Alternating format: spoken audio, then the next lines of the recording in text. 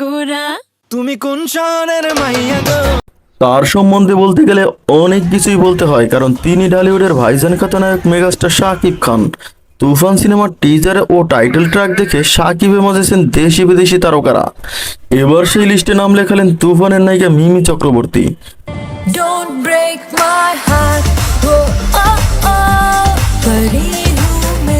নিজের নায়ককে প্রশংসা ভাষাতে গিয়ে এই নায়িকা বলেন, শাকিব খানকে একজন সুপারস্টার হিসেবে জানতাম, কিন্তু সে যে এতটা জনপ্রিয় আগে তা জানতাম না। not there, don't put it on our industry because আমি নিজে এখানে অনেক বছর ধরে কাজ করছি, আজকে আমার 12 থেকে 13 বছর হয়ে গেছে, আর সবাই আমাকে যথেষ্ট সম্মান দিয়েছে এখানে।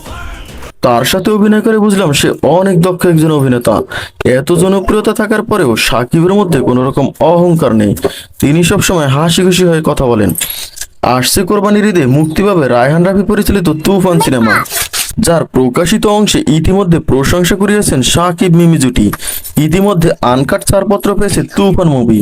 2-1 দিনের মধ্যেই এই সিনেমার পোস্টারে নামবে নায়ক নায়িকা। সবাইকে ধন্যবাদ জানিয়ে শেষ করছি, ভালো থাকা হয় যেন।